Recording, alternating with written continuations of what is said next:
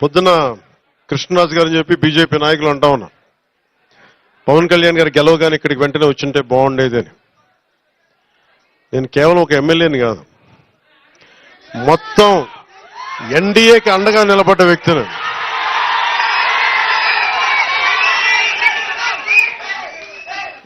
ఇప్పుడు నా కుటుంబం నన్ను అర్థం చేసుకుంటుంది, నాకు తెలిసి ఎప్పుడు రావు. మొత్తం బాధ్యతలు తీసుకున్నా. నిజంగా చెప్పాలంటే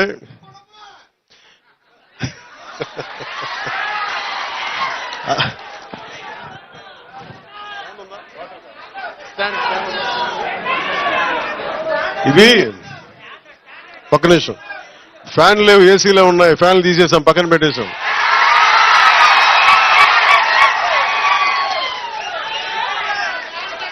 ఇది ఒక్క నిమిషం అంటే నాకు ఒకటే అనిపించింది. పిఠాపురం నేను హైదరాబాద్లో కూర్చున్నా, అందరూ అనుకుంటున్నారు కదా రిజల్ట్స్ వచ్చిన రోజున నేను ఏం చేస్తుంటానని. రిజల్ట్స్ రోజున నేను ఏం చేస్తాను, 2014 సంగతి చెప్తా, 2019 సంగతి చెప్తా, 2024 ఎన్నికలు. మాట్లాడనివ్వండి, మీరు ఉండండి, మాట్లాడనివ్వండి, ఫస్ట్ మీరు ఆగండి. ఇది ప్రెస్ మీటా బాబు? ప్రెస్ మీటా ఇది? ప్రెస్ మీట్లా మాట్లాడద్దు, మాట్లాడుతున్నాం కదా, సభా సంస్కారమేనా అది? వినాలి, అలా కుదరదు, విను విను విను, అలా కుదరదు. సభా సంస్కారం కాదు అది, సభా సంస్కారం కాదు. వినాలి మాట. ఏది సభకి, ఏది సభ, వినండి ఒక నిమిషం, ఏది సభ, ఏది అభినందన సభ, అది మాట్లాడకపోతే ఎట్లా, అది వినిపించకపోతే ఎట్లా? ఏదైనా కానీ, ఎవరైనా కానీ, ఏ పార్టీ అని కాదు, ఏ పార్టీ అని కాదు, దేనికి ఆవేశాలు, దేనికి కృతజ్ఞతలు? వినండి వినండి బాబు, ఒక నిమిషం బాబు, ఆగండి. ఇది ముందస్తుగా కృతజ్ఞతలు చెప్పుకోవడానికి వచ్చాం. సమస్య ఏమైపోయిందంటే పవన్ కళ్యాణ్ అనగానే అందరికీ అలుసు చులకన అయిపోయింది.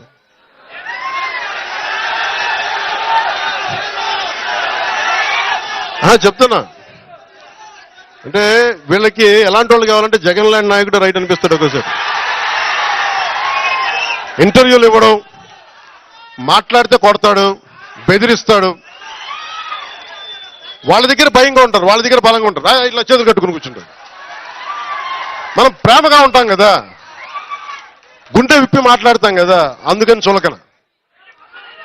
అందుకని దయచేసి అందరూ కూడా, నేను చాలా గట్టి అని గుర్తుపెట్టుకోండి, భయాలు లేవు నాకు.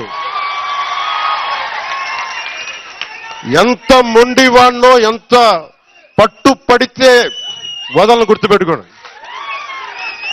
అందుకని నాతో మాట్లాడేటప్పుడు చాలా పద్ధతిగా మాట్లాడాను, గుండెల్లో పెట్టుకొని మర్యాద ఇస్తాను, గుండెల్లో పెట్టుకొని. నియమాలు పాటిస్తాం, ప్రోటోకాల్స్ పాటిస్తాం, కానీ అలుసుగా తీసుకుంటే మటుకు నేను అంత తేలిగ్గా తీసుకున్నాను. ఎందుకంటే నేను ఒక వ్యవస్థని నడపాల్సిన వాడిని, ఒక వ్యవస్థను నడపాల్సిన కొన్నిసార్లు నేను గట్టిగా ఉండక తప్పదు. నాకు ఇష్టం ఉందా లేదా అని కాదు, గట్టిగా ఉండక తప్పదు. నేను మీకు మాట ఇచ్చాను, లా అండ్ ఆర్డర్ చాలా చాలా బలంగా ఉంటుందని చెప్పాను. ఆయన చెప్పిన బాధ నాకు అర్థమవుతా ఉంది. అట్రాసిటీ కేసుల గురించి ఏమంటారని, అది ఖచ్చితంగా అది ఉమ్మడి మనకి తెలుగుదేశం నాయకులు ఇచ్చిన ప్రణాళిక, అది కూటమి తీసుకుంది, ఖచ్చితంగా చేస్తాం అది. కానీ ఇది ఆ సందర్భం కాదు, ఇది జనవాణి కార్యక్రమం కాదు, ఇది మాట్లాడటానికి. ఇది ఆత్మీయ సభ, ఇది ఆత్మీయ సభని ఆత్మీయ సభగానే మాట్లాడుకుందాం.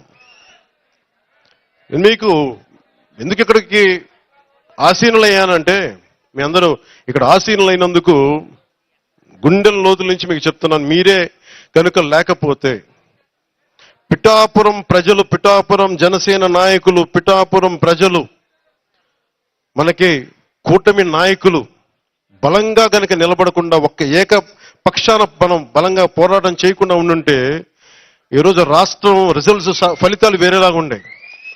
మీరు ఇచ్చారు బలం.